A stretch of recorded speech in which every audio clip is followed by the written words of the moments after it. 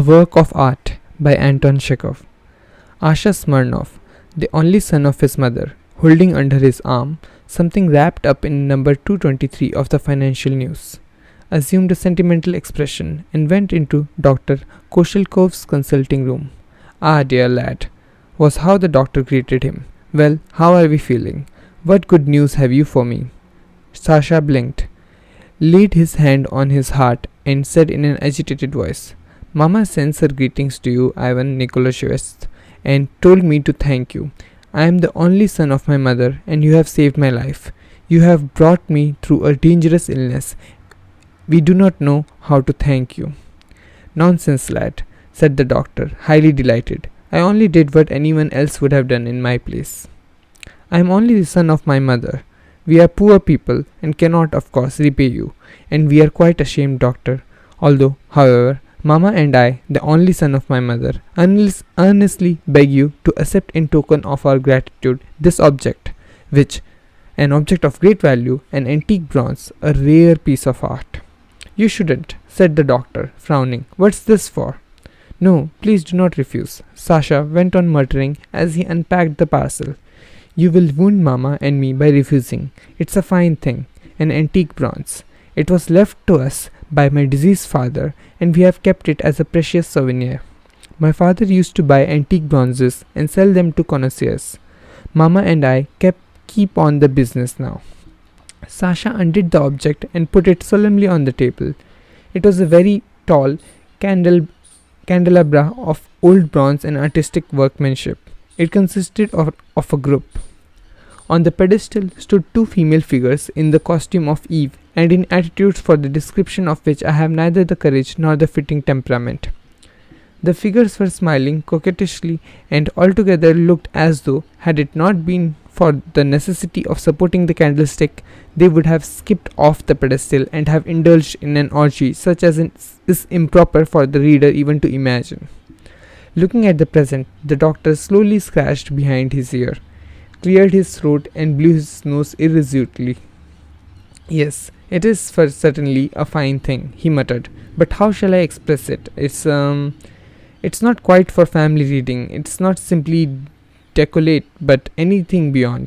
Dashed all. How do you mean? The serpent temper himself could not have invented anything worse. Why, to put such a phantasmagoria on the table would be defiling the whole flat." "What a strange way of looking at art, doctor," said Sasha, offended. "Why, it is an artistic thing. Look at it.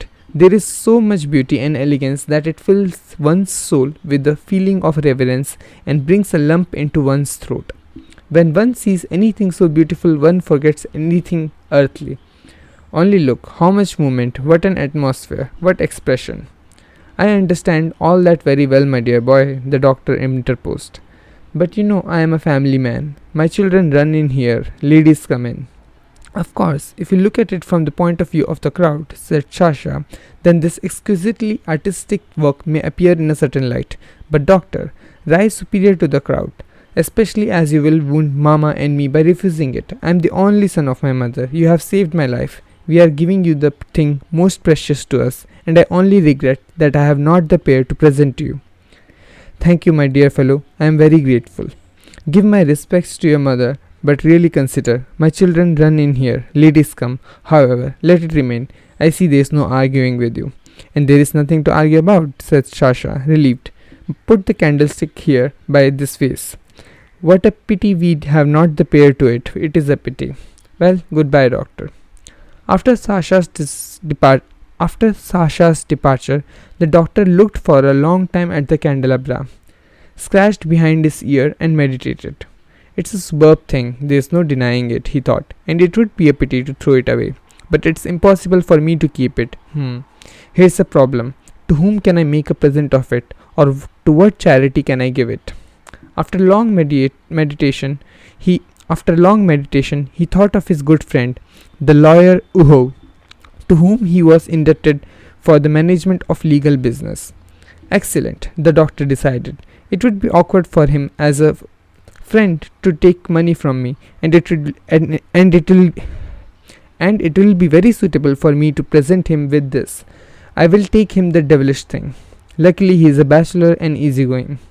Without further procrastination, the doctor put on his hat and coat, took the candelabra, and went off to Uhov's. How are you, friend? He said, finding the lawyer at home.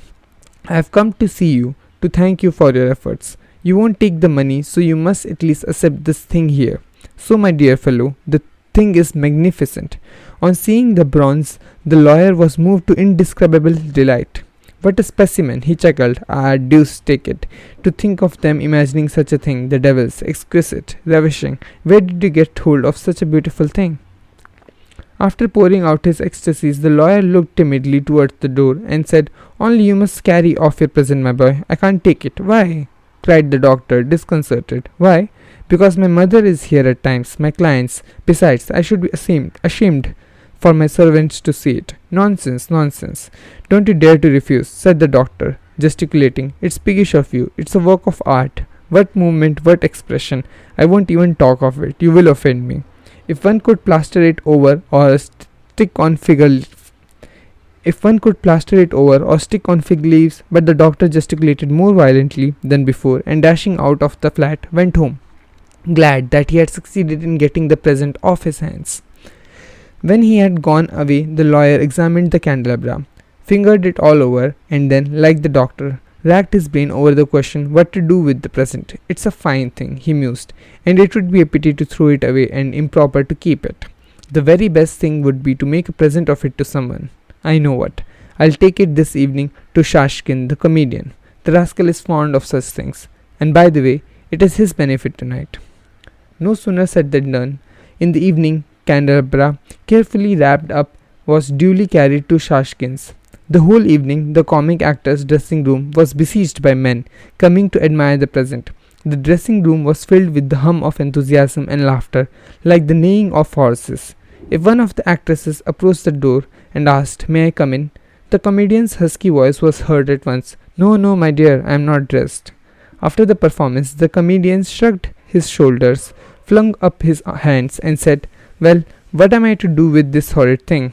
Why, I live in a private flat. Actresses come and see me. It's not a photograph that you can put in a drawer.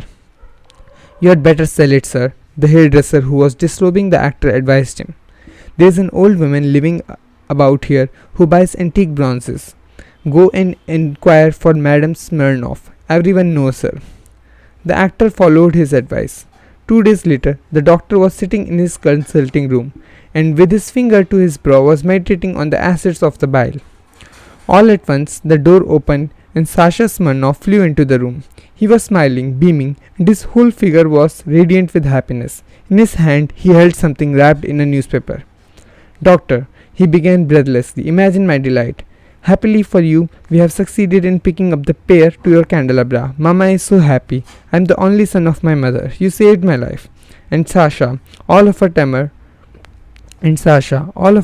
with gratitude, set the candelabra before the doctor. The doctor opened his mouth, tried to say something, but said nothing. He could not speak. The end.